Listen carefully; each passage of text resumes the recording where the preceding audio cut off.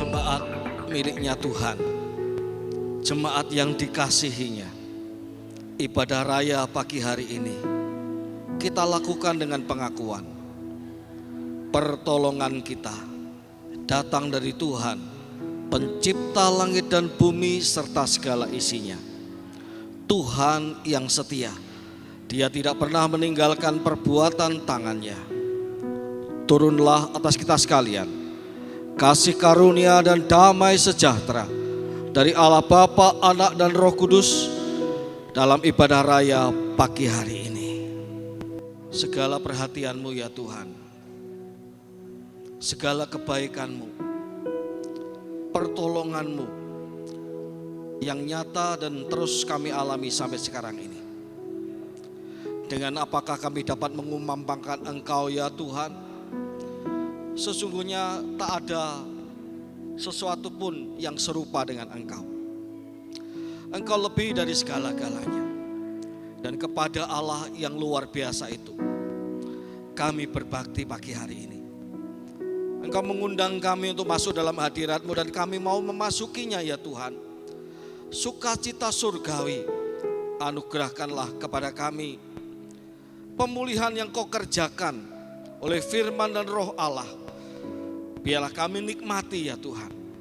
Sebab sebagaimana Engkau kehendaki, biarlah hidup kami semakin serupa dengan-Mu. Kami mengucap syukur ya Tuhan. Kami siap beribadah kepada-Mu. Berkati seluruh jemaat-Mu di dalam nama Tuhan Yesus Kristus. Amin. Selamat beribadah, Tuhan Yesus memberkati kita semua. Shalom.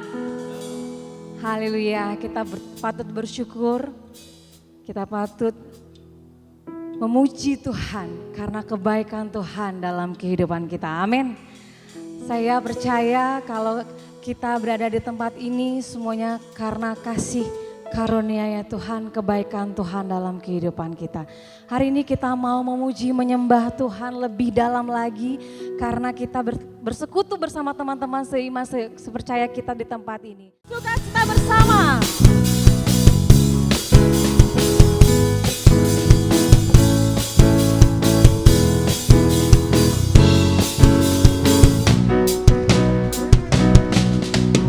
Bertemu dalam kasih-Nya, berkumpul dalam anugerah-Nya, bersukacita semua di dalam ruang Tuhan.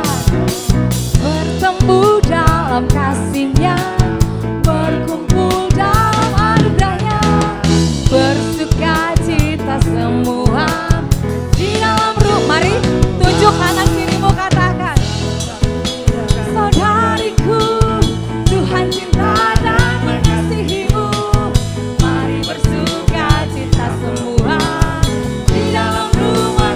Sekali lagi katakan, saudaraku dan saudariku, Tuhan cinta dan mengasihi-Mu. Mari bersukacita semua di dalam rumah Tuhan. Oh, saudaraku dan saudariku, Tuhan cinta dan mengasihi-Mu.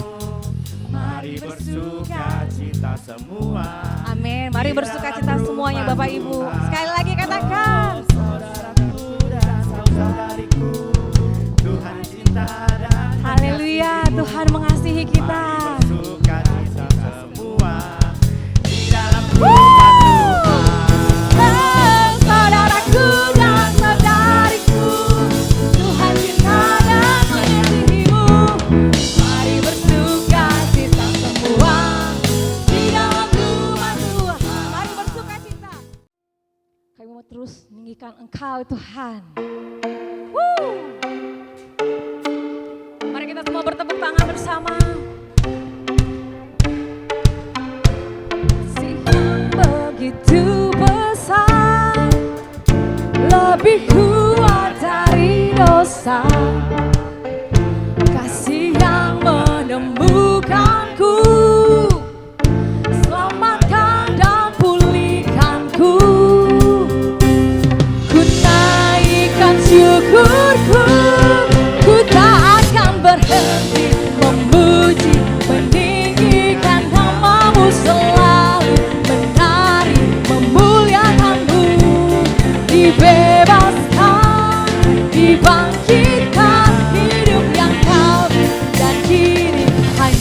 untukmu.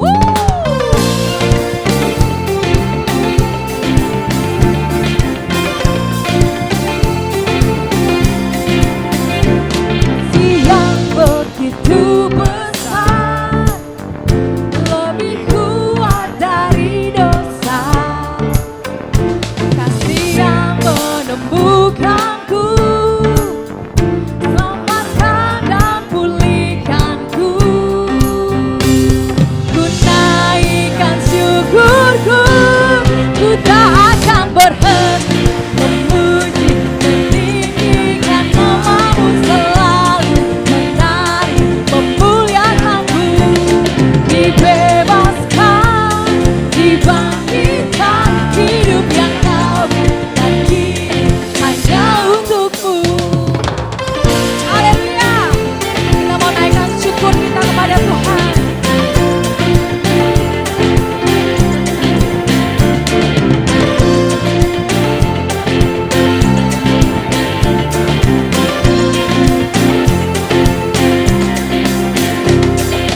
Naikkan syukurku,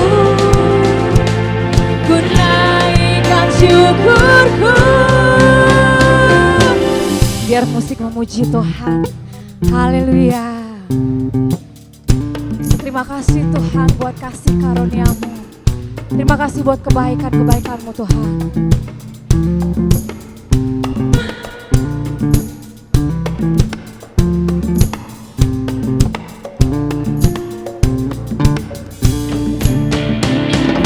Hati memuji, meninggikan namamu selalu, menari, memuliakanmu. Dibebaskan, dibangkitkan, hidup yang kau berikan kini hanya untukmu.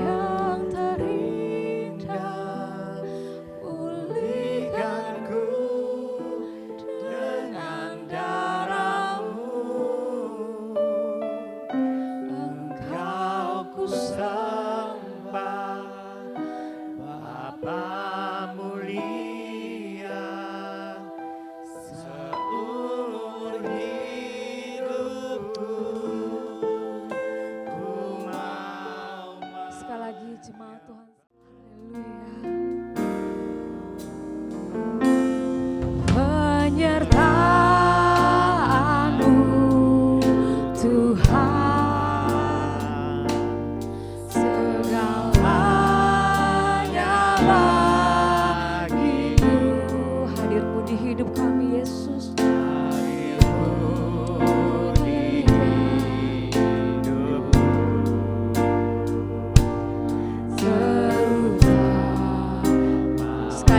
Katakan penyertaan-Mu Tuhan, penyertaan-Mu Tuhan, segalanya bagiku. Hadir-Mu di hidupku,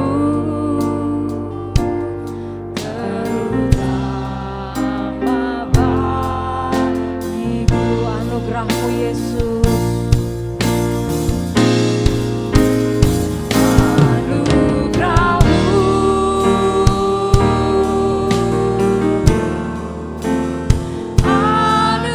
anugerah-Mu, semua karena anugerah-Mu, bukan karena kekuatanku.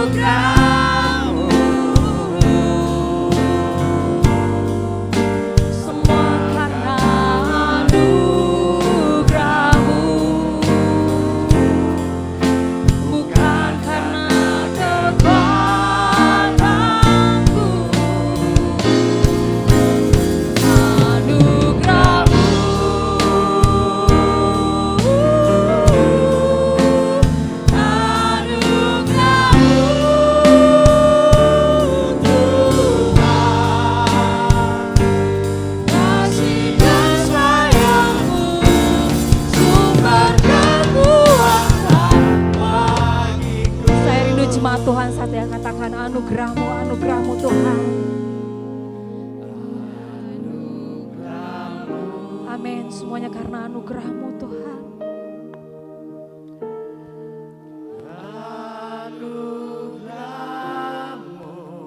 Terima kasih Yesus.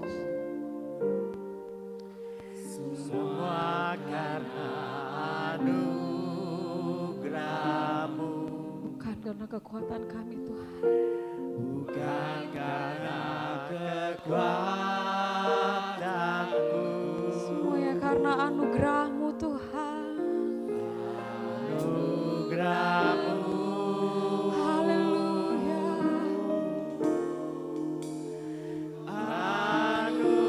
anugerah-Mu. Terima kasih Yesus. Amin. Haleluya. Semuanya karena anugerah-Mu Yesus.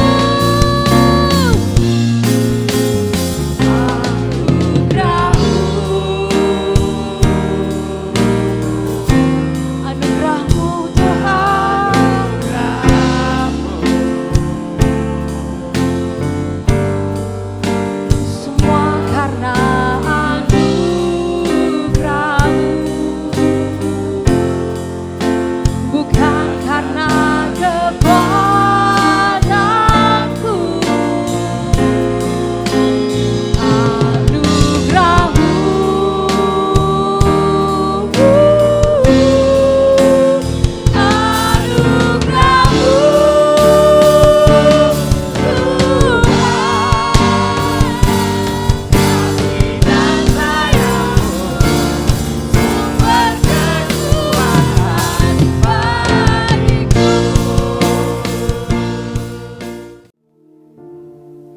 adalah keistimewaan bagi kami ya Tuhan.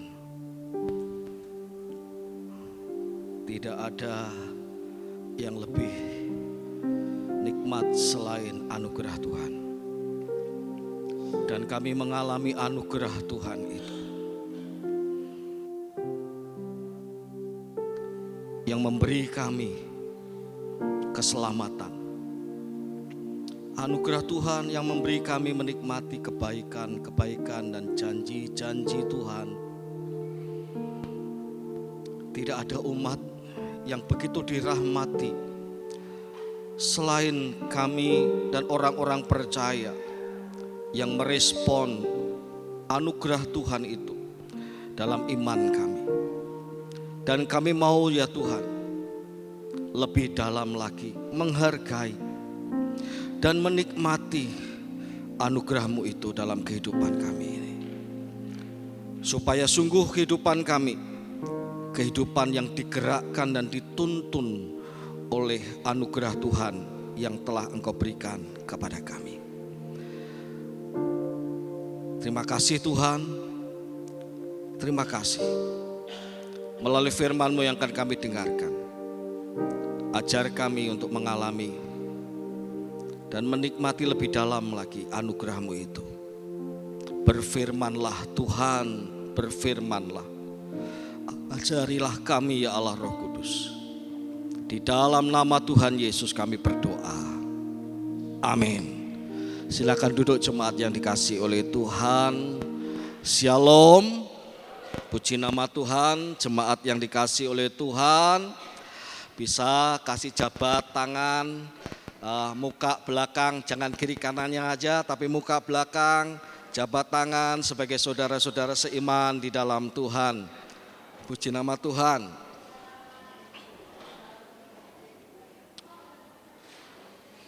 Haleluya. Segala kemuliaan hanya bagi Tuhan. Dan saya punya kerinduan yang sangat dalam yang mungkin beberapa kali saya sampaikan dalam MPD maupun juga dalam setiap kesempatan. Saya sangat merindukan kita semua, jemaat Tuhan, tidak hanya mengalami Roh Allah itu sampai di batas mata kaki kita, tetapi kita mengalami kesegarannya itu sampai kita tak lagi bisa mengetahui dalamnya segarnya Roh Allah itu, melampaui kepala kita. Dan pagi hari ini dalam terang tema Guyur Kasih Roh Kudus, minggu kedua ini kita akan bersama-sama merenungkan tema tentang kasih dan berkat di dalam persekutuan Roh Kudus. Mari saya mengajak jemaat untuk membuka Alkitab di dalam surat 2 Korintus pasal yang ke-13 ayat 11 sampai ayat 13. Perhatian kita adalah pada ayat yang ke-13. Nanti saya akan ulang 2 kali pembacaan ayat yang ke-13. Lalu kita akan sambung dalam Yakobus pasal 4 ayat yang ke-5. Akhirnya, saudara-saudaraku, bersukacitalah, usahakanlah dirimu supaya sempurna. Terimalah segala nasihatku, sehati sepikirlah kamu, hiduplah dalam damai sejahtera, dan Allah sumber kasih dan damai sejahtera akan menyertai kamu. Bersalam-salamlah seorang kepada yang lain dengan ciuman kudus. Salam dari semua orang kudus kepada kamu. Anugerah Tuhan Yesus Kristus dan kasih Allah dan persekutuan Roh Kudus menyertai kamu sekalian. Sekali lagi saya ulang ayat ke-13. Anugerah Tuhan Yesus Kristus dan kasih Allah dan persekutuan Roh Kudus menyertai kamu sekalian.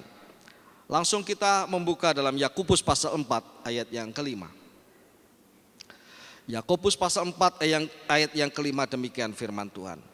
Apakah kamu menyangka bahwa kitab suci tanpa alasan berkata bahwa roh yang ditempatkan Allah di dalam diri kita diingininya dengan cemburu? Jemaat yang dikasihi oleh Tuhan, ada dua macam pemberian setidaknya. Pemberian yang kita berikan kepada seseorang sambil lalu, ataupun yang kedua adalah pemberian yang kita berikan kepada seseorang tetapi terus kita pantau pemberian kita itu. Contoh sederhana, kalau kita ada di lampu lalu lintas, misalnya di seberang depan Hotel Merdeka itu, mau ke arah Siantan atau mau ke arah Tanjung Pura. Di situ ada banyak orang-orang yang meminta uang dengan mengelap kaca mobil kita. Atau sekedar hanya meminta-minta saja dengan alat musik sekedarnya. Atau orang-orang yang melumuri tubuhnya dengan perak, ya. Bukan perak tapi cat perak itu. Saya percaya dan saya yakin kalau kita memberi, kita akan memberi sambil lalu. Memberi selesai, kita akan perhatikan lagi orang yang kita beri itu. Tapi ada model pemberian yang kedua. Model pemberian ketika kita berikan itu, kita memantaunya secara langsung atau tidak langsung. Contoh seperti ini adalah ketika kita memberikan modal usaha kepada seseorang, kepada saudara kita atau sahabat kita untuk menolong dia. Tentu kita tidak ingin pemberian kita itu meleset. Tentu kita tidak ingin pemberian kita sebagai modal usaha itu tidak berjalan, tidak berkembang. Maka pemberian kita berupa dana itu kita akan pantau secara langsung atau tidak langsung. Setiap kali ketemu dengan dia, kita akan bertanya, gimana, ada perkembangan usahamu?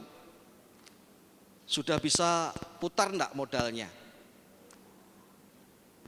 Bagaimana tantangan yang kamu hadapi? Ada enggak tantangan yang menyulitkan kamu? Kalau ada, aku mau bantu. Meskipun mungkin tidak dalam bentuk dana lagi, tetapi dalam bentuk motivasi, dalam bentuk tip-tip tertentu mengatasi tantangan yang ada. Jemaat yang dikasihi oleh Tuhan, kira-kira demikianlah ketika firman Tuhan berkata, bukan tanpa alasan bahwa roh ditempatkan Allah di dalam diri kita, diingininya dengan cemburu. Apa maksudnya? Kalau ada dengan cemburu, itu artinya sederhananya adalah Allah mempunyai maksud ketika menempatkan atau menghadirkan Roh Kudus itu di dalam diri kita. Roh Kudus itu tidak diberikan lalu ya udahlah, terserah kamu sekarang, kan udah aku ada rohku yang ada bersama-sama dengan kamu, terserah kamu. Nah, Allah menempatkan itu dengan tujuan. Allah memberikan rohnya kepada kita punya maksud dan tujuan, yaitu supaya hidup kita itu menjadi hidup yang diubahkan oleh roh Allah itu. Kalau kita baca surat Yakobus pasal yang keempat, kita akan lihat bagaimana nasihat-nasihat Yakobus kepada orang-orang percaya supaya mereka itu tidak tinggal dalam roh duniawi ini yang dicirikan dengan hawa nafsu, kepentingan diri sendiri, peninggian diri, kesombongan diri. Sebab Allah menentang orang-orang yang congkak tetapi memberi anugerah kepada orang-orang yang rendah hati. Allah ingin umat yang sudah dimeteraikan oleh Roh Kudusnya oleh iman kepada Kristus, umat Allah kemudian dimeteraikan dengan Roh Kudus. Allah ingin supaya hidup jemaat semakin tenggelam di dalam Roh Allah itu. Semakin mengalami perubahan hidup oleh Roh Allah itu. Sebab pada kenyataannya roh dunia ini tidak tinggal diam. Roh dunia ini terus bekerja. Kalau umat Allah tidak sungguh-sungguh menghargai roh Allah yang ada di dalam dirinya, maka bisa-bisa yang terjadi adalah seperti jemaat tempat surat Yakobus ini diberikan, yaitu ada orang Kristen tetapi hidupnya masih memenuhi keinginan-keinginan hawa nafsu, menuruti roh-roh dunia ini, sehingga kemudian Kristen atau tidak ada bedanya, atau sedikit ada bedanya saja. Padahal roh Allah ditempatkan di dalam diri kita untuk memberdayakan kita, memampukan kita meninggalkan kehidupan yang gelap itu menjadi hidup dalam terang. Karena sesungguhnya hidup kita sudah dipindahkan ke dalam terang. Masakan kita masih melakukan perbuatan-perbuatan gelap, persinahan, pesta pora, iri dengki, percideraan, pemecah belah, perusak kesatuan, fitnah, dan lain sebagainya. Masakan kita akan turut ambil bagian dalam rupa-rupa penyembahan berhala yang sangat tidak disukai oleh Allah. Masakan kita meninggikan diri, bukannya merendahkan diri kita di hadapan Tuhan. Jemaat yang dikasihi oleh Tuhan, oleh sebab itu sebagaimana khotbah saya minggu yang lalu, guyur kasih Roh Kudus itu yang membuat kasih Allah itu mekar di dalam hati kita, yang membuat kita mengalami kasih Allah dan memahami kasih Allah secara lebih mendalam, meski kita pelihara dan kita lanjutkan. Oleh sebab itu penting sekali kita memperhatikan apa yang diucapkan oleh Rasul Paulus sebagai kata-kata penutup kepada jemaat di Korintus. Ia berkata, anugerah Tuhan Yesus dan kasih Allah dan persekutuan Roh Kudus menyertai kamu sekalian. Apa maksudnya persekutuan Roh Kudus?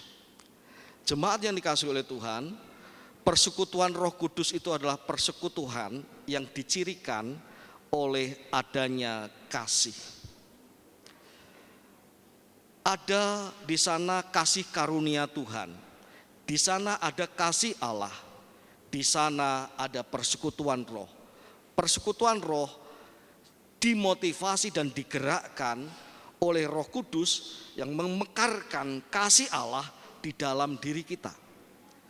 Filipi pasal 2 ayat 1 berkata, karena di dalam Kristus ada nasihat, ada penghiburan kasih, ada kasih mesra, ada persekutuan roh, dan ada belas kasihan. Semuanya tentang kasih. Nasihat itu tentang kasih. Kasih mesra itu tentang kasih. Dan persekutuan roh mau tidak mau adalah bicara tentang kasih juga. Apa yang dimaksud dengan persekutuan roh itu? Jemaat yang dikasihi oleh Tuhan, persekutuan roh itu yang pertama adalah sebuah hubungan kita pribadi dengan roh Tuhan. Pribadi dengan roh Tuhan. Ada 7 hal yang berkaitan dengan, yang bisa digambarkan tentang persekutuan dengan roh Tuhan itu. Hubungan kita dengan roh Tuhan itu. Yang pertama, bicara soal adanya kehadiran.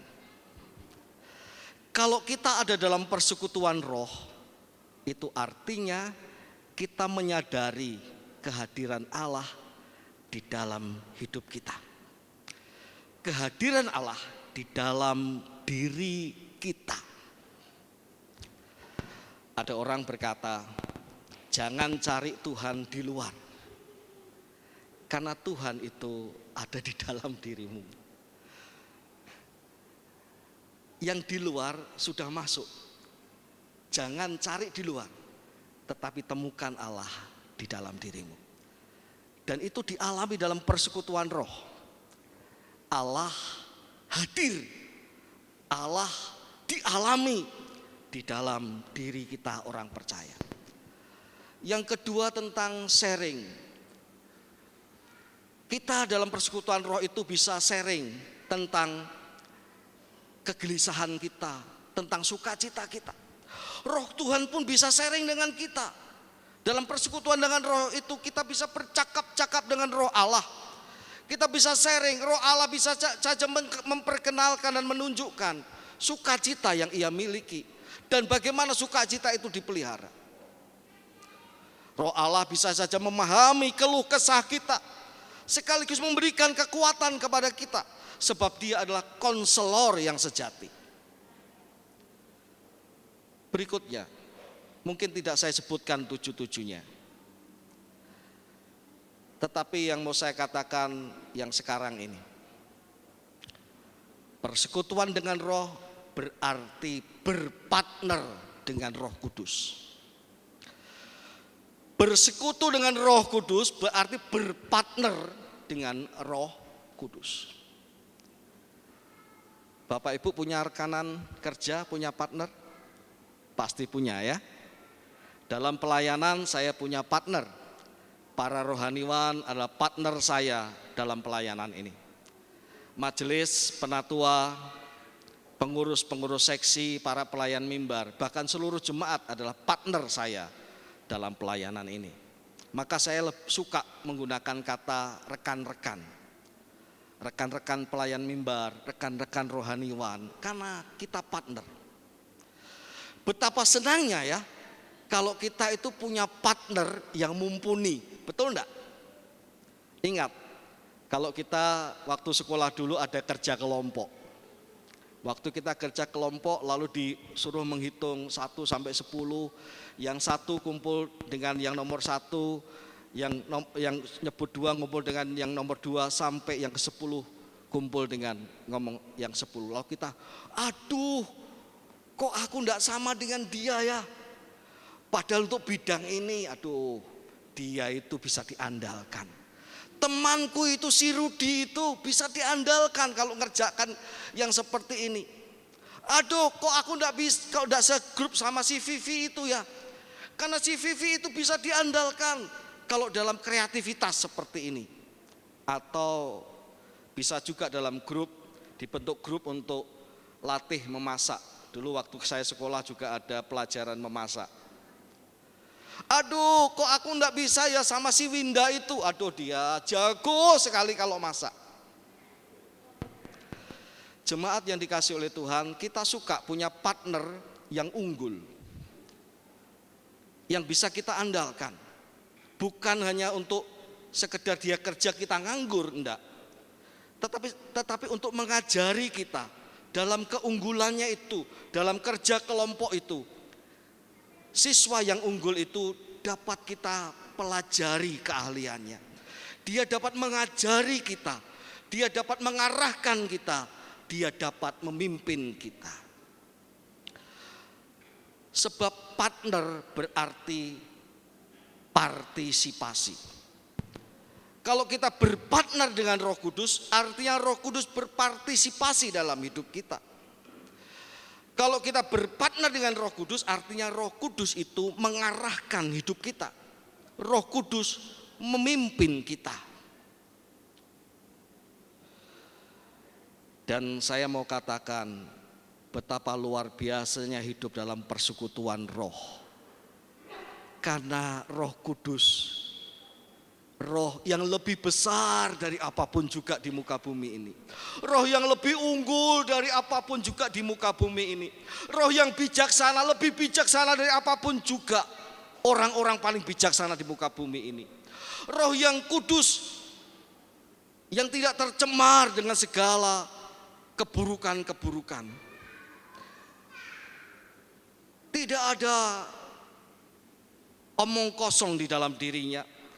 Dia roh yang lemah lembut. Wah, senang saya, senang Bapak Ibu kalau kita hidup dalam persekutuan dengan Roh Kudus. Artinya kita mempunyai partner yang unggul. Kita mempunyai partner yang dapat kita andalkan.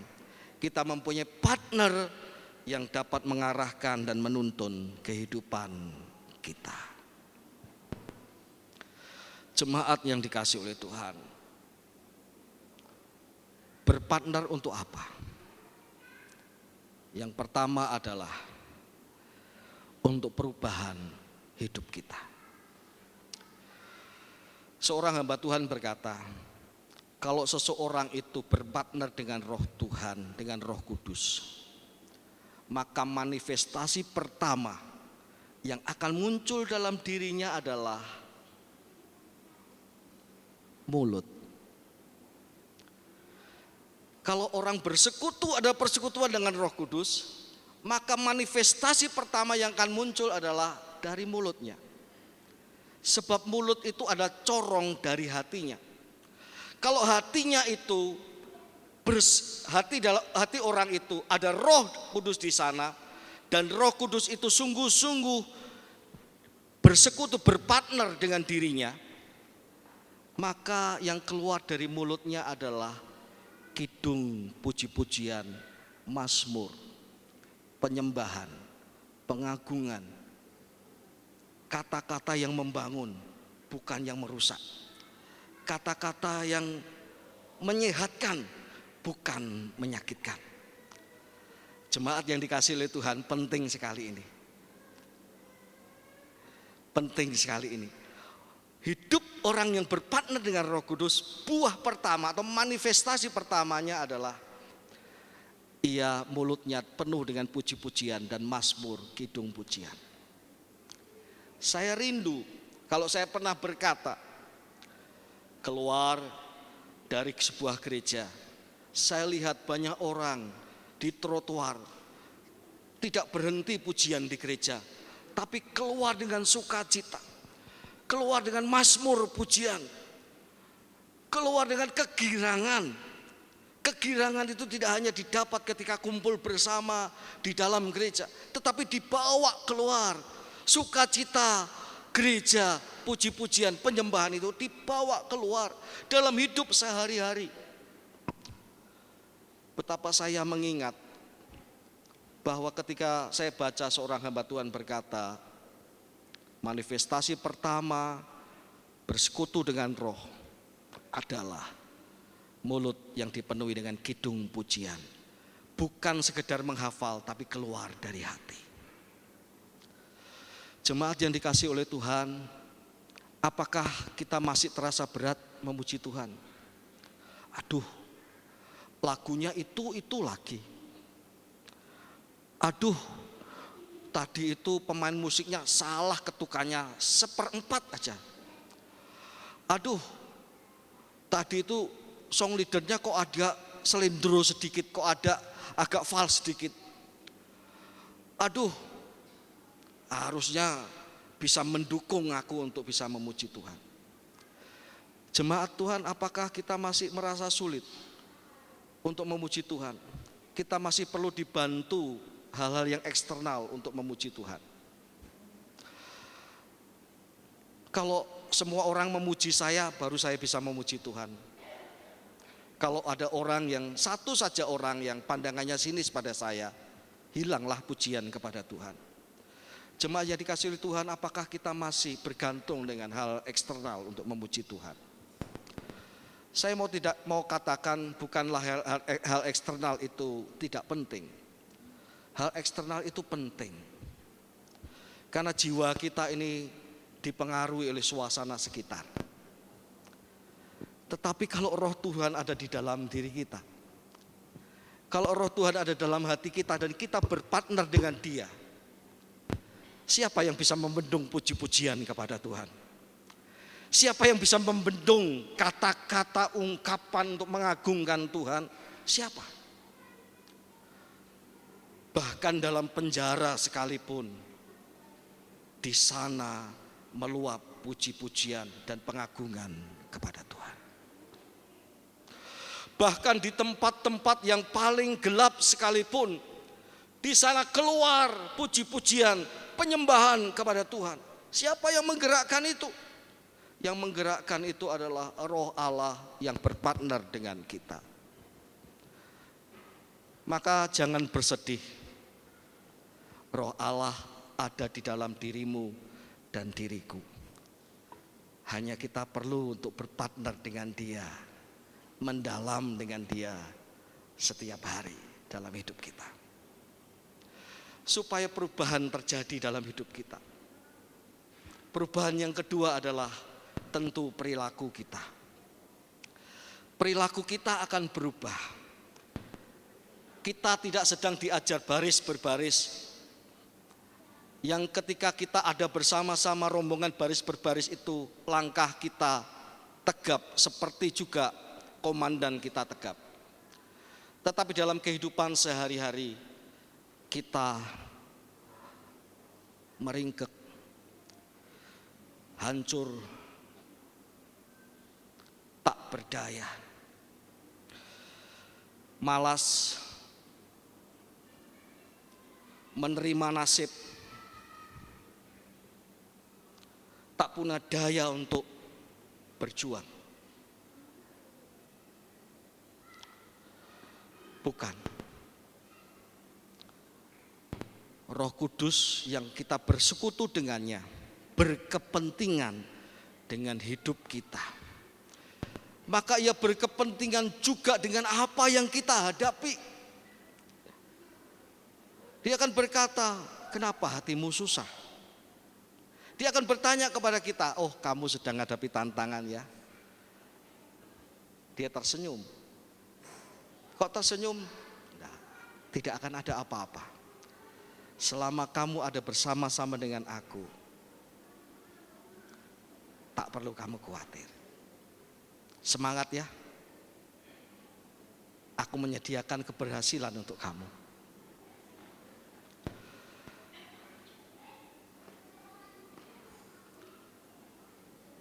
Jangan takut ya. Dunia serba berubah. Jangan takut. Lakukan apa yang terbaik. Aku membimbing kamu. Kalau demikian apa yang bisa kita lakukan? Kalau bukan karena kita menikmati hidup yang selalu ada dalam pimpinan Roh Allah di dalam hidup kita ini.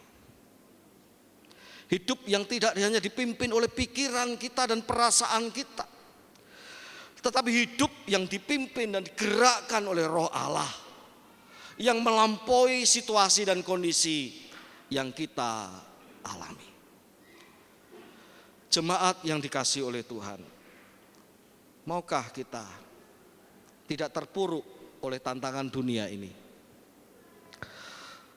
Maukah kita menjadi orang-orang Kristen yang tidak jatuh di dalam tipu daya iblis? Maukah kita menjadi orang-orang Kristen yang punya daya juang dalam hidup ini? Dalam juang dalam membangun bisnis, dalam juang membangun keluarga, dalam daya juang di dalam membangun pelayanan. Dan itu kekuatannya hanya ada dalam persekutuan dengan Roh Allah. Jemaat yang dikasihi oleh Tuhan, saya sekali lagi merindukan kita mengalaminya. Yang terakhir, yang kedua, persekutuan Roh bicara adalah gereja Tuhan. Pastor Warren Wendell berkata seperti ini ketika dia menyampaikan 2 Korintus pasal 13 ayat 13. Kasih karunia atau anugerah Tuhan Yesus itu membawa kita kembali kepada peristiwa Natal. Di kandang Bethlehem Allah menjadi manusia.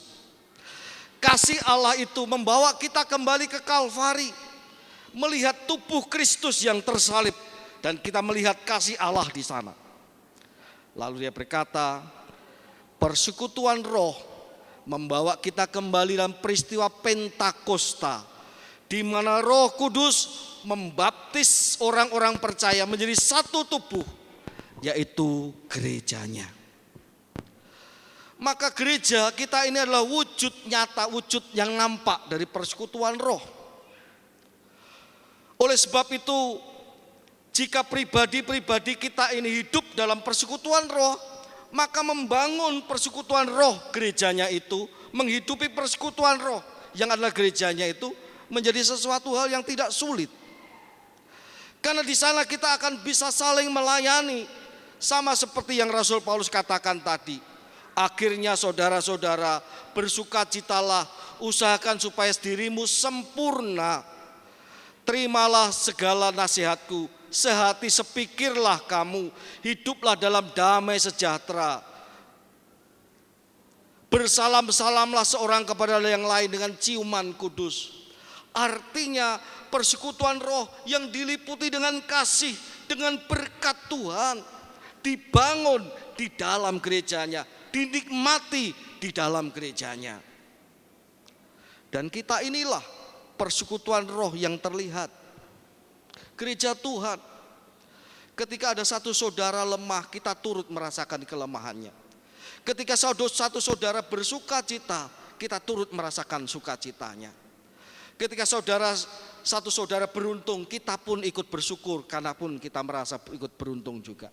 Kalaupun satu saudara sakit, kita pun ikut merasakan pergumulan terhadap sakitnya itu. Ini persekutuan roh, di mana ada kasih dan berkat di sana. Maka yang terpenting sekarang ini adalah,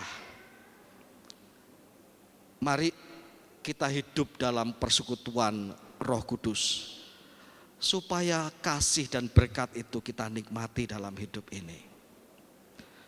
Bagaimana persekutuan Roh Kudus itu? Pastor Benny Hinn menulis sebuah buku yang dari judulnya saja menunjukkan kedekatan dan keintimannya dengan Roh Kudus. Buku itu tipis. Saya sempat membaca beberapa lembar.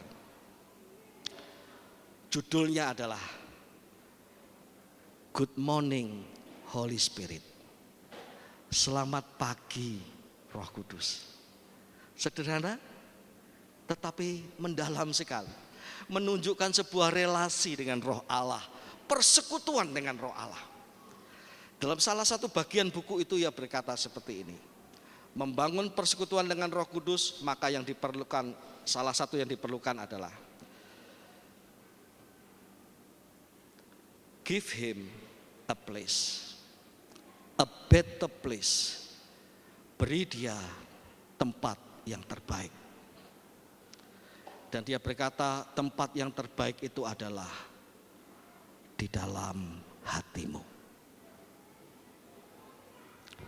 Di dalam hatimu, di dalam hatiku.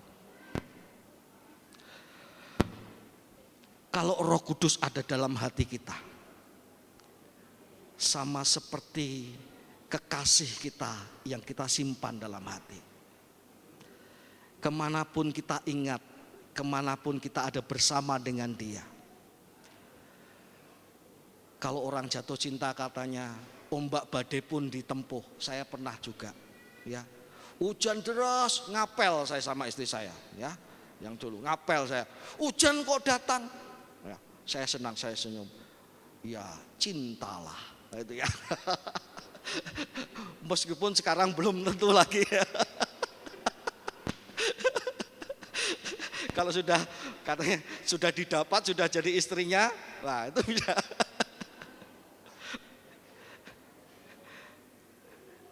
Moga-moga tidak hilang.